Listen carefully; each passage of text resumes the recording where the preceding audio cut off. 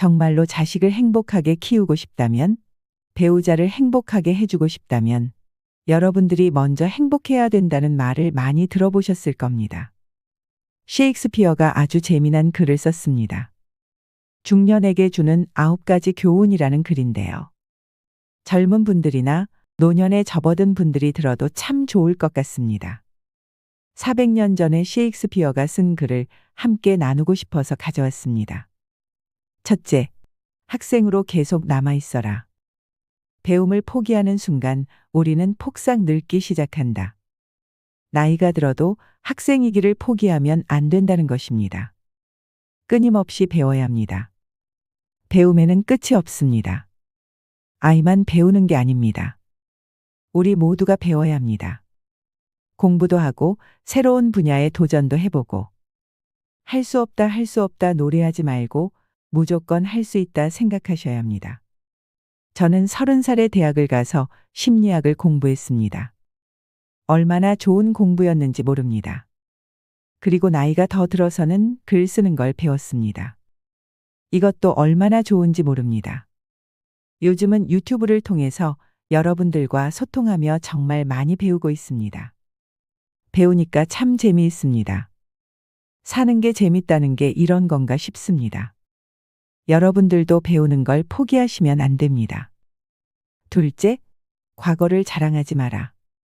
옛날 이야기밖에 가진 것이 없을 때 당신은 처량해진다. 삶을 사는 지혜는 지금 가지고 있는 것을 즐기는 것이다. 셰익스피어가 제 생각과 똑같이 말했습니다. 지금 가지고 있는 것을 즐겨야 합니다. 과거에 갇혀서 슬퍼하고 미래를 걱정하며 불안해하지 말라는 말입니다. 옛날도 생각하지 말고 지금 오늘을 즐기면 되는 겁니다. 있는 돈을 갖고 나중에 쓰려고 그냥 쥐고 있지 말고 쓰세요. 옛날에 먹고 살기 힘들어서 고생하며 사셨던 분들은 돈을 모을 줄만 알지 돈을 쓸 줄을 모릅니다.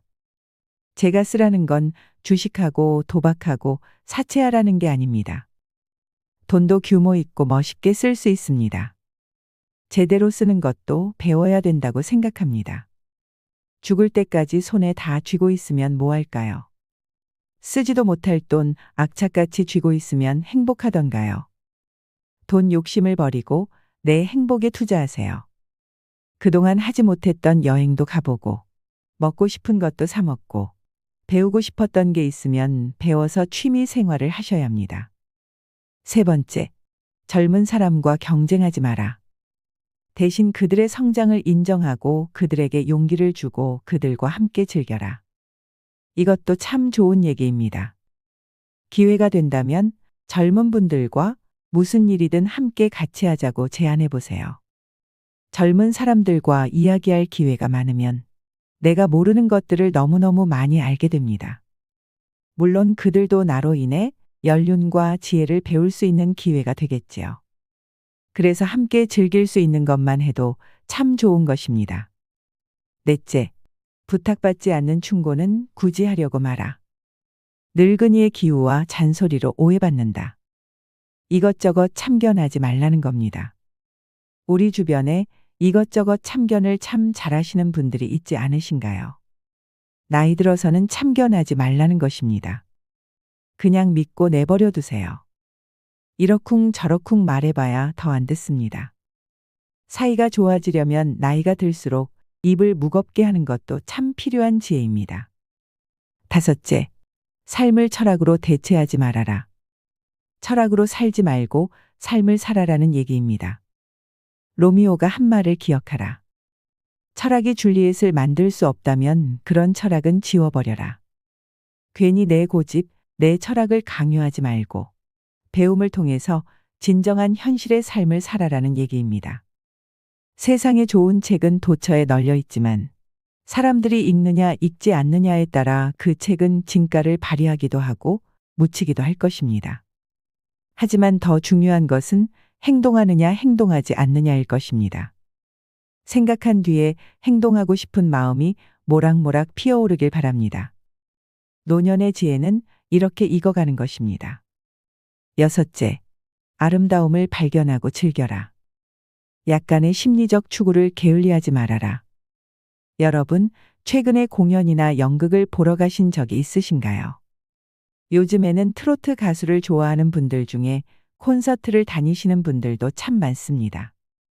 나이를 지그시 먹은 분들이 열정을 가지고 무언가를 할 수 있다는 것은 참으로 멋진 일이겠지요. 우리는 점점 나이를 먹으면 먹을수록 전시회나 공연도 많이 가야 합니다.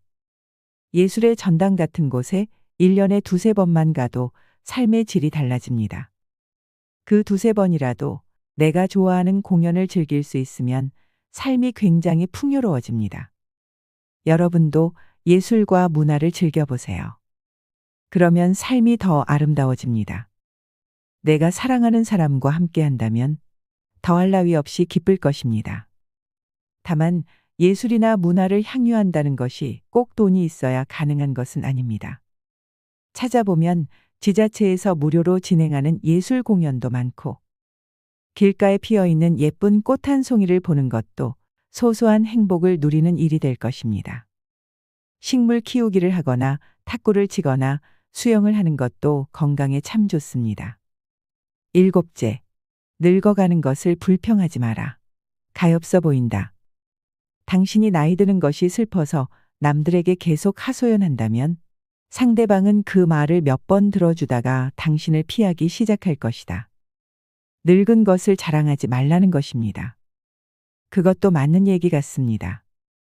남에게 우는 소리를 해도 늙은 걸 누가 알아주기는 할까요? 그러니 남에게 우는 소리를 하지 마세요. 아무도 안 알아줍니다. 나이 먹은 건 자랑할 일도 무조건 이해받아야 할 일도 아닙니다. 나이를 먹으려면 곱게 먹어야 합니다.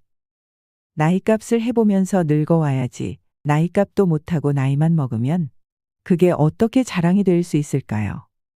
곱게 물든 단풍이 예쁜 법입니다. 곱게 물들어가는 사람이 되세요. 여덟 번째, 젊은 사람에게 세상을 다 넘겨주지 말아라. 자식에게 재산을 몽땅 다 털어 주지 말라는 것입니다. 그들에게 다 주는 순간 천덕꾸러기가 될 것이다. 여러분, 자식하고 남편한테 다 주지 말고 반만 주세요. 오늘부터는 마음도 반만 주세요. 다 주지 말고 내 몫은 딱 남겨두세요. 자식에게 다 넘겨주면 두 딸에게 배신당한 리어 왕처럼 춥고 배고픈 노년을 보내며 두 딸에게 죽게 될 것이다. 리어 왕이라는 셰익스피어의 작품을 읽어보면 굉장히 재밌습니다. 자기 왕권을 넘겨준 딸 때문에 이 사람이 죽게 됩니다. 여러분들의 인생을 사세요. 그게 나를 위하고 자식을 위하는 일입니다. 우리는 앞으로 살 날이 한참 남아 있습니다. 앞으로 더 오래 살게 됩니다.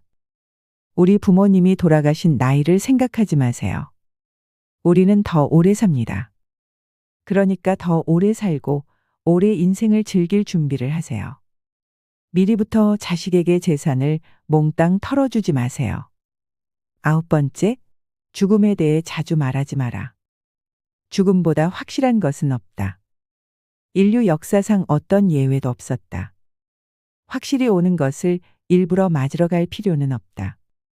삶을 탐닉해라. 그때까지 삶을 먹고 마시고 즐겨라. 우리는 살기 위해 여기에 왔노라. 이 말은 즐겁게 살기 위해 우리가 이 세상에 온 거란 얘기입니다. 그러니까 나이 30부터 60까지 아니면 죽을 때까지 나는 자식을 위해서 아무것도 안 한다. 내 인생은 포기하고 산다. 내가 희생해야 자식이 행복하다. 이런 생각을 하지 말라는 것입니다. 내 삶을 살아가라는 겁니다. 가을은 쓸쓸한 노후와도 같습니다. 시간은 또 어김없이 흘러서 가을이 되었고 그 가을이 이제 우리 곁을 지나가고 있습니다. 아침 저녁으로는 제법 쌀쌀한 기운이 겉옷을 걸치게 만드니 머지않아 차가운 겨울이 호련히 우리 곁을 찾아오겠죠. 이렇게 모든 것은 찾아오고 떠납니다. 떠난 자리를 붙잡고 우리가 할 수 있는 건 지난 인생을 그리워하고 또 그리워하다. 다시 또 현재를 묵묵히 살아가는 일이겠지요. 가을은 수확의 계절이자 상실의 계절입니다. 씩씩하던 초록의 함성이 사라지고 어느덧 나뭇잎들은 붉은 단풍으로 마지막 빛을 발하고 있습니다. 늑수구레한 노년의 여인네가 한껏 치장을 한 것과도 같은 초라한 화려함. 가을은 마치 우리네 인생에서의 쓸쓸한 노후와도 같습니다. 분명 화사한 붉은 빛의 단풍이지만 그것은 여름꽃의 화사함과는 확실한 차이가 느껴집니다.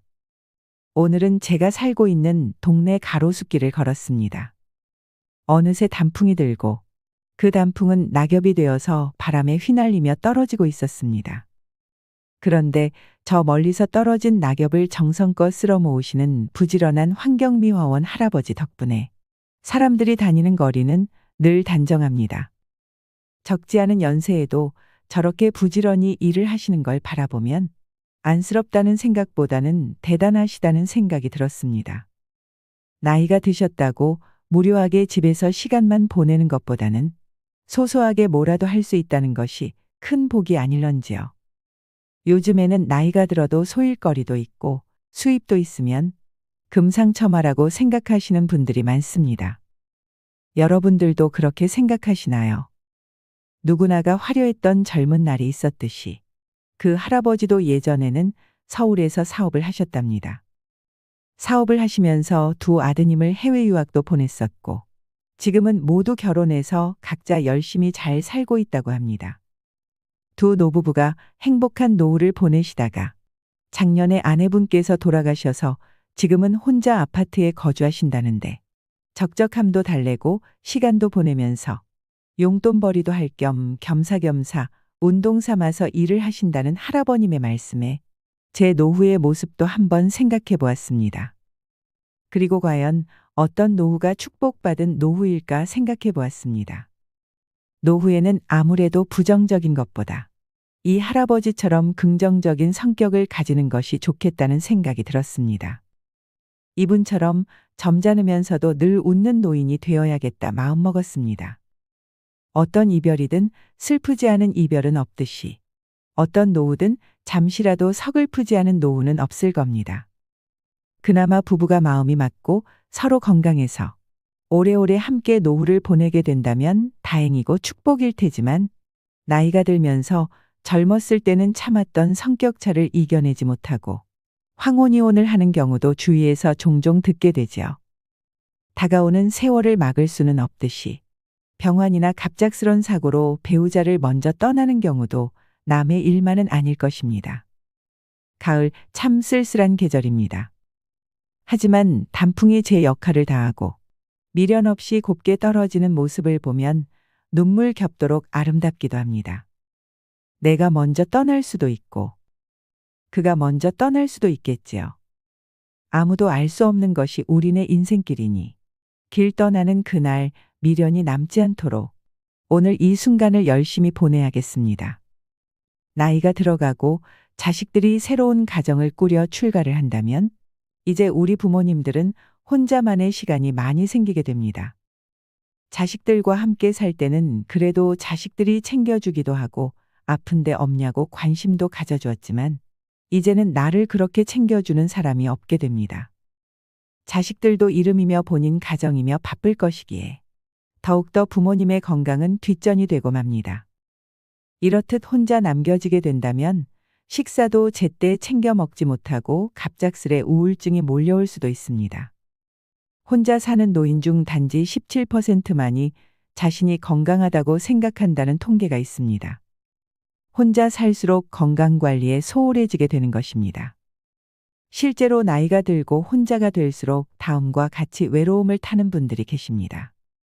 요즘 들어 부쩍 갑자기 화가 나고 눈물이 나고 열심히 살아도 사는 게 아닌가요? 힘들고 좋은 일이 있길 바라기보다는 아무 일이 없길 바라보지만 내 마음이 자꾸 옹졸해지는 것 같다고 말씀하시는 분들이 많습니다. 요양병원에 들어간 지 한 달 된 나보다 나이 든 엄마를 유리창 너머로 보고 오면 갑자기 밀려오는 우울감의 마음을 다스리기가 어렵다며 우시는 분도 있습니다. 물론 외로움을 잘 안 타는 성격이라 꿋꿋이 혼자 잘 살고 잘 놀다 갈 것 같아요라고 생각하는 분들도 계시지만 실제로 현실이 닥치면 어떻게 마음이 변할지 모릅니다. 마지막으로 자식들이 출가하고 혼자 남겨지더라도 어떻게 하면 노후를 행복하게 보낼 수 있는지에 대해 말씀드리고 싶습니다. 행복한 노년을 위해 반드시 줄여야 할 것들 4가지입니다. 첫 번째는 의존하는 습관을 줄이는 것입니다. 부모님들 중 특히나 자식에게 의존하는 부모님들이 계십니다. 하지만 만약에 어렸을 적부터 자식에게 너가 나를 먹여 살려야 한다. 너는 나와 함께 살아야 한다라는 말을 하게 되면 자식들은 당연히 그러겠다고 하지만 막상 속으로는 부담이 될 수밖에 없습니다. 혼자 남겨진 분 중에 자식에게 의지하려는 생각을 하시는 분의 글을 읽어드리겠습니다. 남편하고는 남이나 마찬가지고 서로 정없이 살고 있어요. 매일 가슴이 뻥 뚫린 것 같이 살다가 아예 기대라는 걸 버린 지 얼마 안 됐고요. 그냥 감정이 없는데 가끔 슬퍼요. 나이 들수록 공허하고 외로워요. 딸이 둘 있는데 이 애들만 보면서 살고 있어요. 정말 아주 많이 의지해요. 정신적으로 너희밖에 없다 이런 말은 안 하지만 저는 속으로 애들에게 너무 의지를 하고 나중에 크면 그래도 이 애들 때문에 웃을 날이 있겠지 이러면서 하루하루 버텨요. 이렇게 살다 나중에 아이들이 저를 그냥저냥 대한다고 해도 별 도리는 없겠지만 그래도 희망을 걸고 나중에 이러면서 버팁니다. 이렇게 티는 안 내도 속으로 자식에게 기대려고 하는 분들이 꽤 많습니다. 단언컨대 이것은 긍정적인 결과를 낳을 수 없습니다. 말을 하지 않아도 자식들에게 의지하려는 마음은 전달되기 마련입니다. 그것에 자식들은 몹시 부담스럽고 부채의식을 느끼며 자랄 수 있습니다. 부모를 행복하게 해야 하는 책임을 진 것이죠. 언젠가는 얘들 덕분에 행복할 것이다가 아니라 이 답답한 상황 속에서도 얘들 덕분에 행복하다 고맙다고 생각하세요. 사람으로 태어나서 이 예쁜 아이들한테 엄마 소리 듣는 거 그게 바로 행복이고 더 바랄 게 없다. 그렇게 생각하는 훈련을 하시고 이 아이들은 나를 행복하게 해야 할 의무가 없고 아이들 각자 인생을 살아야 하고 나 또한 내 인생을 살아야 한다는 걸 잊지 마세요. 자식이나 타인이 나에게 행복을 주어야 할 의무가 어디에 있나요? 내 행복은 내가 만들어야 합니다. 내 행복을 위해 자식 인생을 볼모로 잡지 마세요. 저렇게 알게 모르게 의지하며 키우는 자식은 겉으로는 엄마 걱정하고 챙겨도 그게 다 마음에 빚이고 인질처럼 평생 잡혀 사는 것입니다. 자식에게 독립하지도 못하고 질질 끌려다니며 살면 자식은 결코 행복하지 못합니다. 이렇듯 자식뿐만 아니라 누군가에게 의존하려는 습관은 반드시 줄여야 합니다. 그렇다면 이렇게 의존하는 습관을 줄이려면 어떻게 해야 할까요? 바로 취미 활동에 답이 있습니다. 곧 취미 활동을 즐기며 자기 자신에게 집중하는 것이지요. 나이 들어도 할 수 있는 3가지 취미를 알려드리겠습니다. 첫 번째는 채소 키우기입니다. 나이가 들어갈수록 잘 움직이지 않게 됩니다. 혼자 살게 되면 더더욱 그렇게 되지요. 그만큼 신체 활동이 중요한데 채소를 키우려면 물도 주어야 하고 신경 써 주어야 할 것이 많기 때문에 많이 움직이게 됩니다. 또한 수확한 채소를 먹어주면 건강한 식습관까지 챙길 수 있습니다. 너무 관리가 어려운 채소보다는 방울토마토나 상추 키우기 등 어렵지 않은 채소들을 기른다면 재미와 뿌듯함을 느끼실 수 있습니다. 실제로 은퇴 후 촌으로 내려가 밭을 가꾸면서 노후를 즐기시는 분들도 많으신 것처럼 말이죠. 두 번째는 악기 연주입니다. 이미 노년에 악기를 태우는 것이 치매 예방뿐만 아니라 우울증 개선에 도움이 된다는 연구 결과가 많이 나와 있습니다. 특히 노년에는 무언가를 배우기에는 너무 늦었다는 생각에 처음부터 지레 겁먹고 포기하는 분들이 많은 것 같습니다. 하지만 노년에도 악기를 배워 취미로 즐기시는 분들이 상당히 많고 심지어 공연까지 하시는 분들을 보면 항상 멋있다는 생각이 들었습니다. 배우기 쉬운 악기부터 천천히 도전해 보시길 바랍니다. 악기 연주는 도저히 못할 것 같으신 분들은 음악 감상만으로도 좋습니다. 단지 음악을 듣는 것만으로도 앞서 말했던 우울증 개선뿐만 아니라 육체적, 정신적으로 많은 도움을 줍니다. 특히나 노년기에는 마음이 힘든 경우가 많은데 이때 좋아하는 음악을 듣게 되면 마음이 평온해지는 경험을 다들 한 번씩 해보셨을 것입니다. 자신이 좋아하는 음악뿐만 아니라 평소에 잘 들어보지 못했던 클래식이나 재즈 같은 장르의 음악도 들어보시길 바랍니다. 세 번째 취미는 독서입니다. 주말에 도서관에 가면 나이 드신 분들이 앉아서 책을 읽고 있는 것을 가끔 보곤 합니다. 일주일에 한 번이라도 이렇게 도서관에 가게 되면 몸을 움직일 수 있을 뿐 아니라 공짜로 독서라는 취미를 만들 수 있으니 도서관에 가는 습관을 만드는 것이 좋습니다. 책을 읽는 것의 장점은 다들 아시리라 생각합니다. 책은 내가 경험해 보지 못한 것을 간접 경험할 수 있게 해주기 때문에 독서라는 취미에 빠지면 그 자체로 즐거운 삶을 살 수 있습니다. 처음에는 읽기 쉽고 읽고 싶은 책을 고르는 것이 좋습니다. 이렇게 자기만의 취미를 갖는다면 자기 생활하기 바빠서 남에게 의존하려는 성향이 없어질 것입니다. 두 번째로는 불필요한 인연을 줄이는 것입니다. 이와 관련하여 법정 스님은 다음과 같이 말씀하셨습니다. 함부로 인연을 맺지 마라. 진정한 인연과 스쳐가는 인연은 구분해서 인연을 맺어야 한다. 진정한 인연이라면 최선을 다해서 좋은 인연을 맺도록 노력하고, 스쳐가는 인연이라면 무심코 지나쳐 버려야 한다. 그것을 구분하지 못하고 만나는 모든 사람들과 헤프게 인연을 맺어 놓으면 쓸만한 인연을 만나지 못하는 대신에 어설픈 인연만 만나게 되어 그들에 의해 삶이 침해되는 고통을 받아야 된다. 인연을 맺음에 너무 헤퍼서는 안 된다. 옷깃을 한번 스치는 사람들까지 인연을 맺으려고 하는 것은 불필요한 소모적인 일이다. 수많은 사람들과 접촉하고 살아가고 있는 우리지만 인간적인 필요에서 접촉하며 살아가는 사람들은 주위의 몇몇 사람들에 불과하고, 그들만이라도 진실한 인연을 맺어 놓으면 좋은 삶을 마련하는 데는 부족함이 없다. 진실은 진실된 사람에게만 투자해야 한다. 그래야 그것이 좋은 결실을 맺는다. 아무에게나 진실을 투자하는 것은 위험한 일이다. 특히나 나이가 들어 나와 별로 안 맞는 사람과 인연을 맺게 되면 스트레스가 심해질 확률이 높습니다. 나보다 나이가 어리든 많든 일단 내가 가진 정보가 아무것도 없는 사람하고는 처음에 존댓말을 쓰며 확실한 거리를 두는 것이 좋습니다.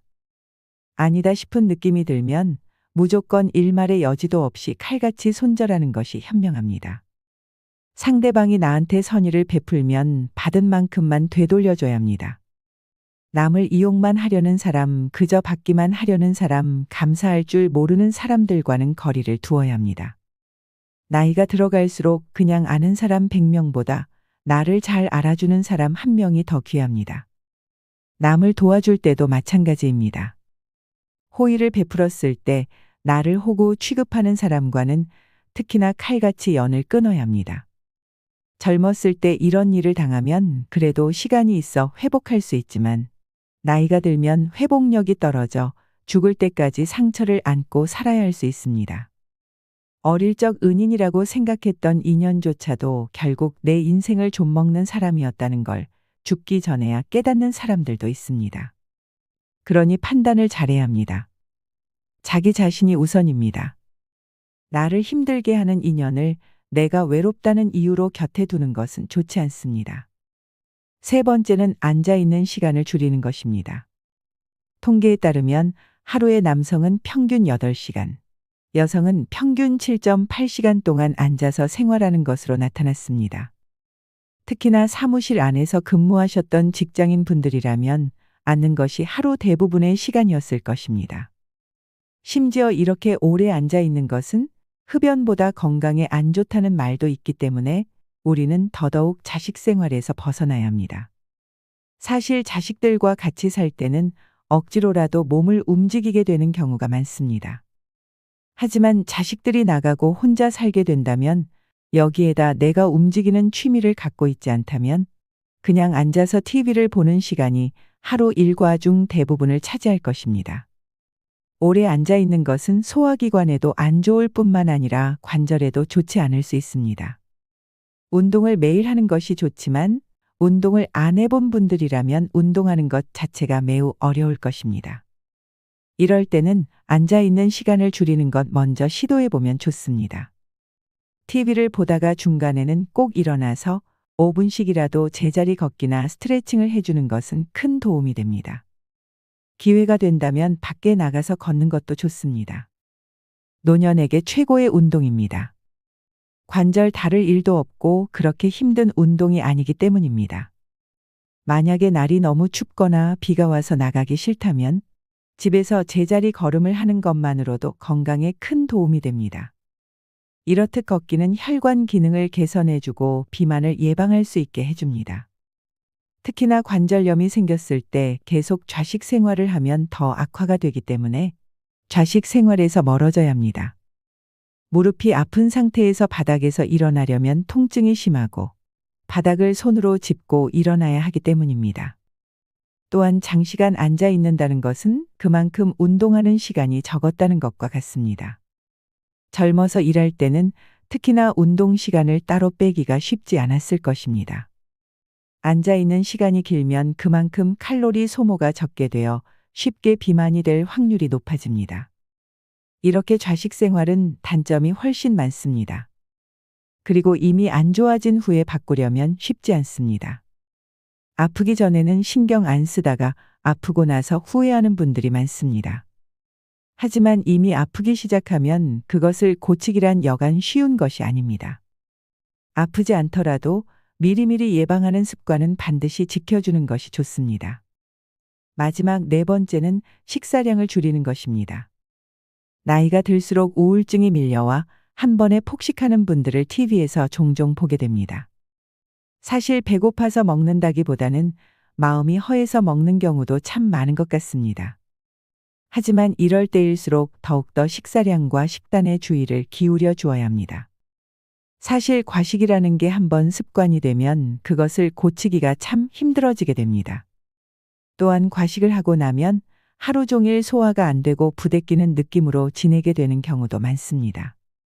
나이가 들수록 소화기관도 안 좋아질 수 있는데 여기에다 과식까지 하는 것은 정말 좋지 않은 습관입니다. 또한 나이가 들어 과식을 하게 되면 기억력이 감퇴되어 치매가 올 수도 있습니다. 대학 교수의 연구에 따르면 하루 음식 섭취량에 따른 기억력 테스트를 실시한 결과 음식 섭취량이 많은 그룹이 적게 먹는 그룹에 비해 기억력 손상이 2배 이상 높은 것으로 발표했습니다. 과식은 기억력에 악영향을 끼칠 뿐만 아니라 배탈이나 구토 등 소화기관 악화와 당뇨 협심증 등 각종 성인병의 원인이 되기도 합니다. 그렇다면 과식을 멈추기 위해 어떤 노력을 할 수 있을까요? 첫째는 천천히 먹는 것입니다.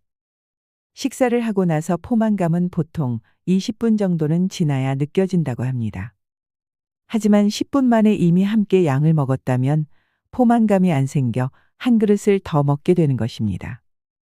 그러니 음식의 맛을 최대한 느끼면서 천천히 꼭꼭 씹어 먹는 습관이 필요합니다. 두 번째는 물을 마셔주는 것이 좋습니다. 하지만 물을 너무 많이 마시면 심혈관에 머무르는 혈액량이 증가해 혈관 압력이 높아지고 이에 따라 수분이 비교적 압력이 낮은 폐와 뇌로 이동해 부종이 생길 수 있기 때문에 신체 활동이 특히나 적은 노인은 수분 섭취에 주의가 필요합니다. 세 번째는 육류나 튀김, 소금과 설탕 섭취를 주의하는 것입니다.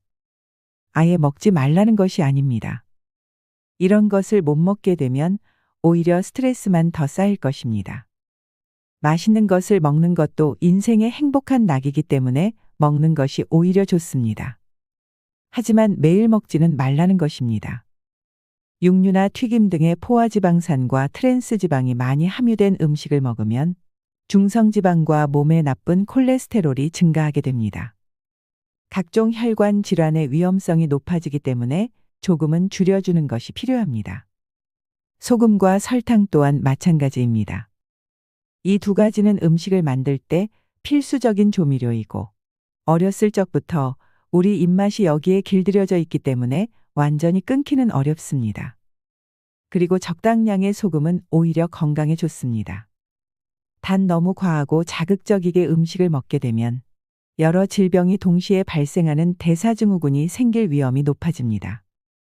젊을 때는 상관없을 수 있으나 나이가 들어가는데 간을 세게 먹는 습관을 고치지 못하면 나이 들어 건강에 치명적일 수 있습니다. 다시 한번 말씀드리지만 아예 먹지 말라는 것이 아닙니다. 평소보다 조금 줄이려는 노력만으로도 여러분의 건강이 많이 개선될 것입니다. 이렇게 피곤하게 살 바에 그냥 남은 인생 하고 싶은 대로 살겠다고 말씀하시는 분들이 계십니다. 하지만 살고 싶은 대로 사는 것도 건강할 때나 가능한 이야기입니다. 아프면 살고 싶은 대로 살지 못하게 될 수 있습니다. 복잡하게 생각하지 마시고 좋은 습관들을 하나씩만 내 삶에 적용해 보시기를 추천드립니다. 젊은 시절의 습관이 훗날 노년의 인생을 결정한다는 말이 있습니다. 아직 젊으니까 괜찮다며 안 좋은 습관을 그대로 노년까지 가지고 가게 되는 경우가 많습니다. 이렇게 된다면 불행한 노후를 보낼 수밖에 없습니다. 뭐든 한 번의 습관을 바꾸는 것은 쉽지 않습니다.